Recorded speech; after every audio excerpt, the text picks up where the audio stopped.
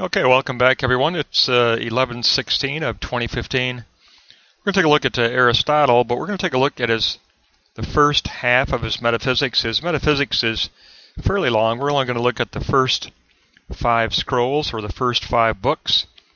He labels them books, but they're actually, back in his day, they were the first 5 scrolls of his metaphysics. And when we look at those first 5 books, it breaks down to a triad of a Kenesis-Doxa-Logos. So we're going to look at the moments of kinesis, which for Aristotle is change or movement, and doxa, which for Aristotle is opinion, even though it's the opinion of glory or the opinion of the ideal, and the logos is the critique of our doxa opinion. So it becomes the 3 moments of kinesis, doxa, and logos, which is radically different than a metaphysic that we normally would conceive of. We think of metaphysics, we think of the truth up there. We think of the truth above. We think of the metaphysic of metaphysical realms in something similar to Plato, with the realm of the eidos forms as actually existing ideality of forms, the realm of the ideas. That's normally the way we think of metaphysics, but with Aristotle, the truth is down here. The truth is in the realm of spirit. The truth is in history, and transcendence is revealed here, and metaphysics is a metaphysics which centers on the soul. Most of the doctrines for Aristotle center on humanity and the self and the soul, and you really need an understanding of his de anima before you get into his metaphysic.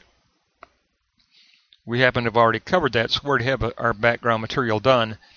But basically, his metaphysics is always centered on the self, centered on the spirit, centered on what he calls a metaphysic of wisdom. So his is all about a metaphysic of wisdom, which is quite a bit a different approach than what we normally would think of when we think of metaphysics. We always think of that otherworldly, up there reality above us. But that is not the case with Aristotle. It's the otherworldly transcendence that lives with us and within the intellective soul, and within the intellective soul going out of itself in action and production.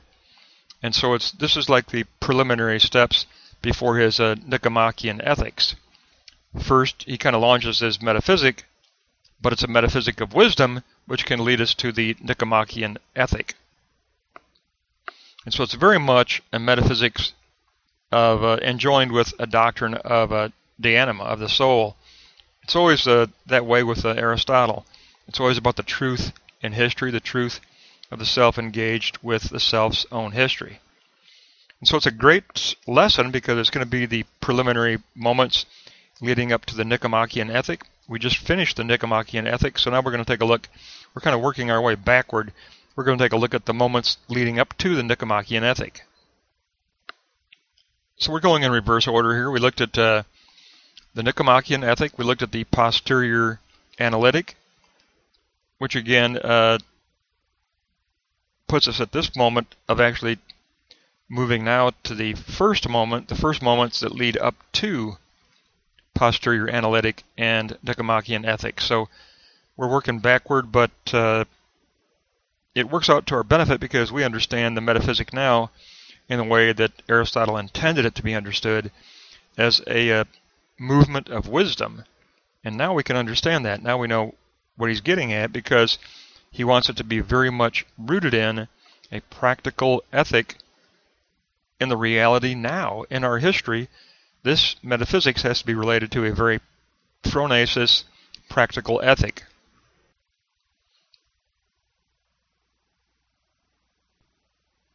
So we're going to begin by taking a look at the first moment of kinesis, which is being in itself as movement.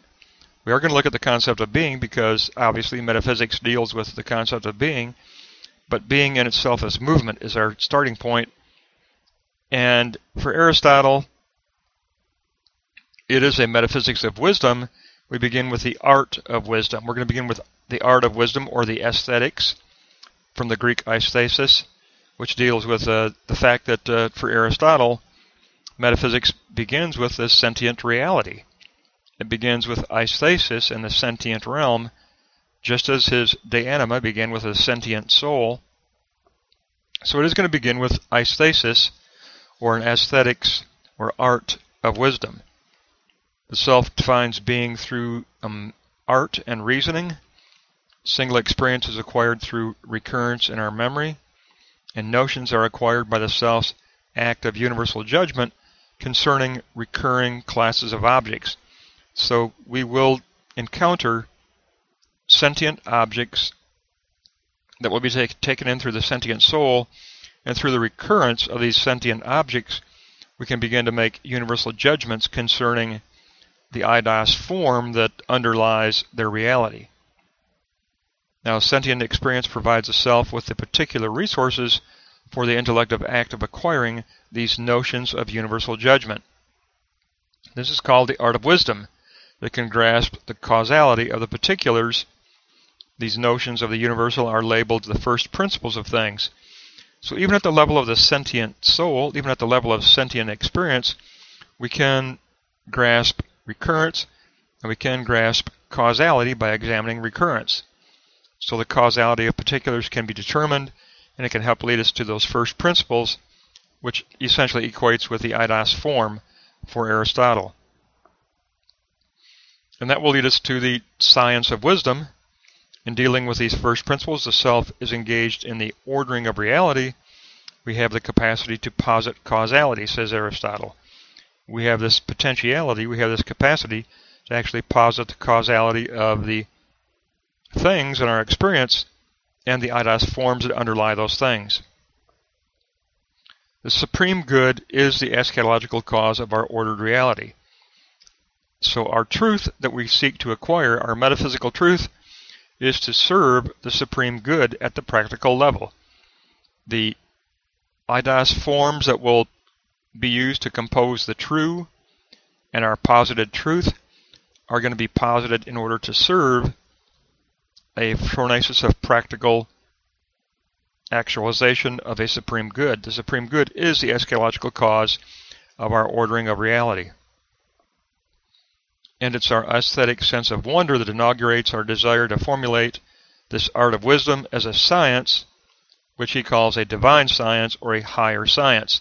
There's a higher science that critiques our science of acquiring and ordering these eidos forms. And that higher science, simply put, is the higher science of Logos. The higher science of Logos is the higher science. It is the divine science, and it does critique our formulation of any doxa opinion concerning eidos forms, and any doxa opinion concerning the structuring of those eidos forms into an eidos form model or an eidos sign model. All of that gets critiqued by the higher science, and that higher science is the science of the Logos. And then that takes us to the third moment, which will include the movement of wisdom, and which will enclose four modalities: substance in itself, the matter or the accidental elements that veil that substance, the sentient change that takes place in the sentient realm, and then the eschatological change that is headed toward the supreme good based on the critique of Logos, which defines eschatological change. Now, under implication, there is implied among all things a cause of unification.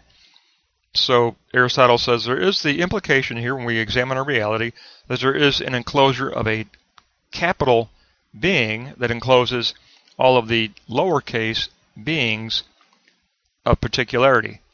So the manifold is enclosed within a singularity of unification. There is a cause of unification that unifies all of these eidos things. And this unification is tension between that sentient change and that eschatological change. Between that the accidental and the universal, there is the tension, this unification principle, this unification genus of Logos, which will unify all of the particularities within a singularity. So it gives us a little triad of the Metaphysics of Wisdom. And the Metaphysics of Wisdom breaks down to the first moment of the art of wisdom, the intellective act of acquiring the first principles of things, which is going to be the eidos forms for Aristotle. We first acquire a lexical content of eidos forms. Then we move into the science of wisdom, which is the intellective act of ordering and structuring the eidos forms into something which will reflect the true and the supreme good. Aristotle always equates the true with the supreme good, so we posit our notion of the true, but the notion of the true equates with the supreme good. But the science of wisdom is engaged with structuring. So, first moment gives us our lexical content of eidos forms as principles. Universals are always principles for Aristotle.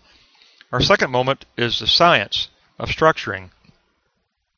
We apply structure to all of that lexical content. That will result in a movement of wisdom, the model formation of the plurality of beings within a singular being. And you can see that's where he wants to go. He wants to get to that point where we actually form a notion of the true as a eidos form model, a eidos sign model, that encloses all of the individual things as universal eidos forms that are grouped together into an interrelated structuring that serves supreme truth and serves supreme goodness, critiqued by logos, and that will be a reflection of the movement toward the eschatological end of the supreme good. It will be a static model, but it will reflect a model of movement with a trajectory toward a horizon. But it will, of course, be examined and articulated in a static manner. But that static sign model of eidos forms, of course, does reflect movement for Aristotle, because eidos forms are fundamentally principles of movement. An eidos form is never a static thing. It's always a principle of movement. So the essence, or the universal that underlies a particular thing in our history, is a form that is the principle of movement for that thing. That's why he calls them first principles, because they are actually principles of movement for a thing. That's what we're trying to determine, the universal principle of movement for every individual thing within our historical moment that we're trying to critique and move forward toward the supreme good. In order to move it forward to the supreme good, we have to model it, and then we have to apply an ideal model to it in order to affect it and influence it toward the supreme good. So we have to acquire the eidos first principles of movement for each and everything in a historical moment. Then we have to group those in a trajectory toward the supreme good in an interrelated structural model, and all of that structuring will be critiqued by what he calls a divine logos, which is the supreme science, the first science that critiques our science of wisdom. Our science of wisdom is subordinated to the supreme science of the first science of logos. And of course, that's why Brother Thomas Aquinas picked this up and said, well, that's going to be a critique by Jesus Christ as the supreme divine logos. He will critique our eidos form sign model, and that critique will allow us to use Aristotle for Christian doctrine, which of course is what Brother Thomas Aquinas did. He used the metaphysics, he used the de anima, doctrine of the soul, and he used the posterior analytics from Aristotle for developing his Christian doctrine. So we got our little mini triad of the art, which is in aesthetics, because we acquire the lexical content of the eidos forms as the principles of movement for each and everything within our historical moment. Then we apply the science of structuring those eidos forms together into a model, but that model has to be a model critiqued by the logos, where the logos becomes the singularity, which encloses the multiplicity of the eidos forms we have acquired.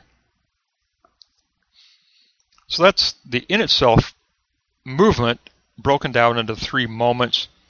There's 3 moments of movement that Aristotle wants us to understand with regard to his Metaphysics of Wisdom. And now we can look at the particular moments of doxa, opinion, and logos, critique. And we're going to do that next in block 2 and block 3. Like I got it labeled wrong there. I think I put a 4 on there. It should be a 3. But we'll take a look at doxa and logos as the next moments, which will give us the moments within this triad of movement. If we take a look at doxa, we've got the being going out of itself as the doxa, opinion of truth. And Aristotle says that we gather at the dokunta threshold in order to grasp the eidos forms. And the dokunta threshold is the threshold of dialogue with others who are also interested in acquiring the eidos forms of the principles of movement within things within our historical reality. So we gather in dialogue with others in order to acquire these eidos forms, these first principles as eidos forms. It's theoretical dialogue approaching the aletheia truth. We seek to define first principles as the cause of being, and every first principle is conditioned by the universal genus of final cause, that eschatological cause of the supreme good. And it is an exchange of opinion. That's why it's the dokunta threshold, because dokunta means supposed truth or opinion of truth. It's an exchange of opinion, and the self is required to be trained in argument for this exchange of endoxa and adoxa. So it becomes an exchange of the endoxa agreements and the adoxa disagreements concerning what constitutes the eidos form as the principle of movement within a thing in our historical reality.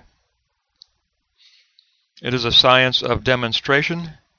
In 3 steps, we begin with a set of common beliefs or axioms.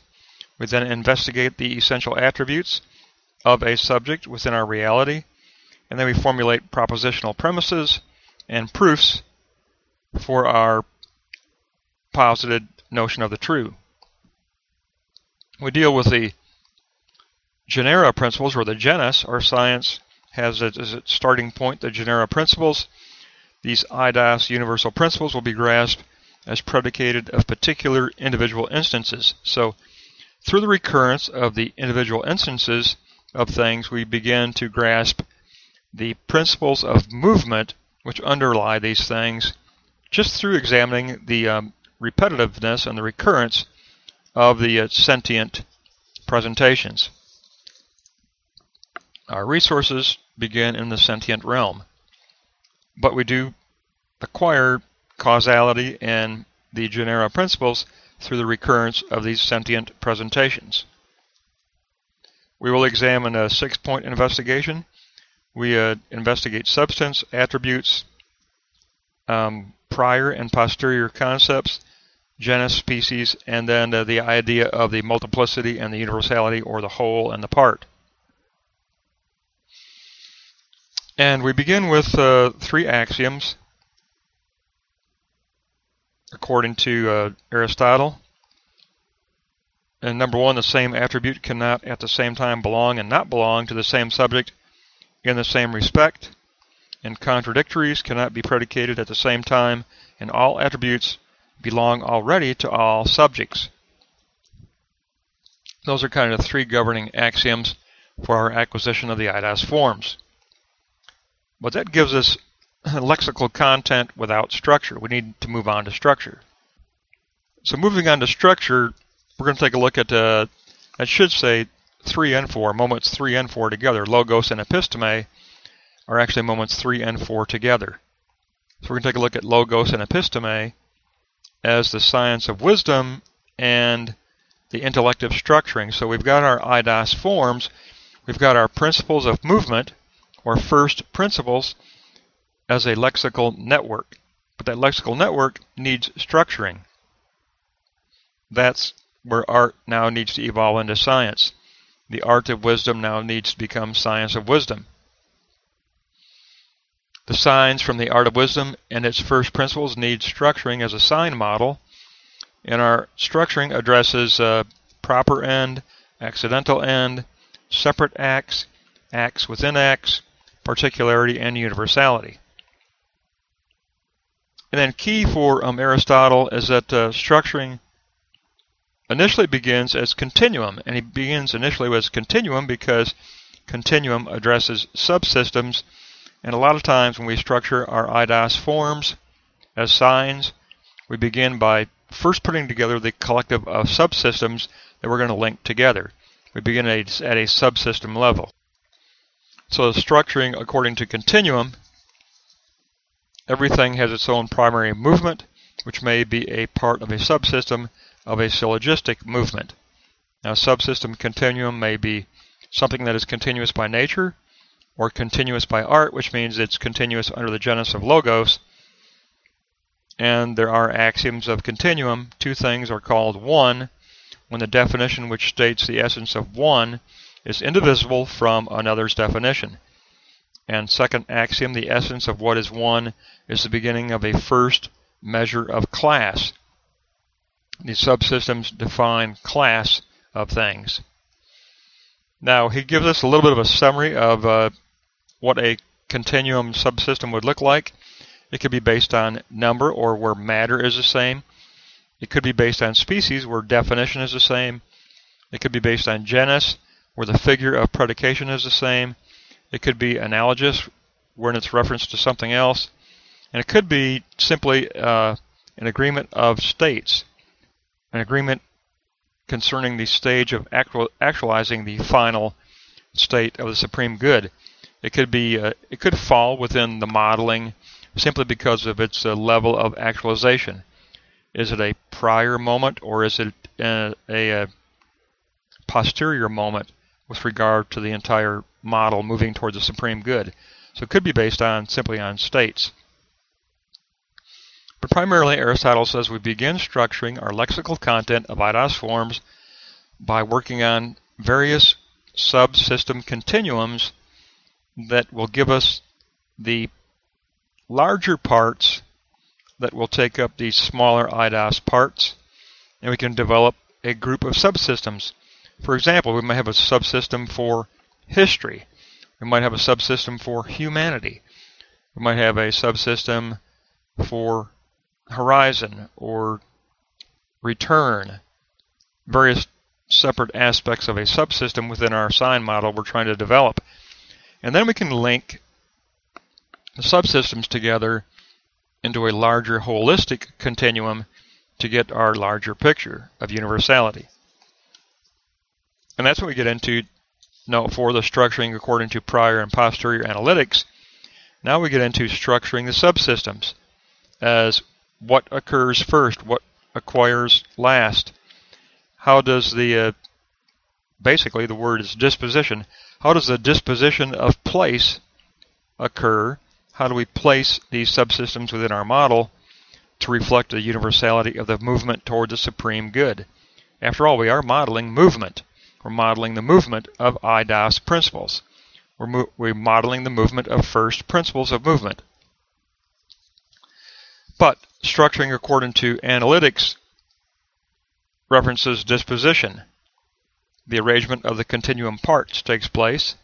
According to place and potency, we develop habits of disposition for these parts based on our infusion with the Genesa-Logos that lives within us. The highest genus equals the Genesa-Logos, which critiques our disposition of the parts, as well as our continuum of designing subsystems. We end up with a positive formula. Our resultant sign model becomes a positive formula ready to transition into production and Aristotle's Nicomachean ethics. And so these three moments, or four moments, of Kenesis, Doxa, Logos, and Episteme prepare us for practical ethics. These moments give us the posited notion of the true, or the posited sign model, or IDOS sign model of the true, which we need in order to move into the practical realm. So this is the theoretical backdrop to the previous lesson we had on the Nicomachean ethic This is that theoretical backdrop to that previous lecture. But it gives us a great look at how he puts together a very different metaphysic when compared to those who form these very abstract metaphysics of the truth up above us in these metaphysical realms. Aristotle brings it down to earth, down to history. He says metaphysics takes place here, and transcendence is here in our historical reality. It's not above us in a metaphysical realm, it's in front of us as an eschatological end of the supreme true and the supreme good that we want to unveil, articulate, and postulate and posit as a trajectory we're trying to actualize. Now that'll wrap up the first half of his metaphysics.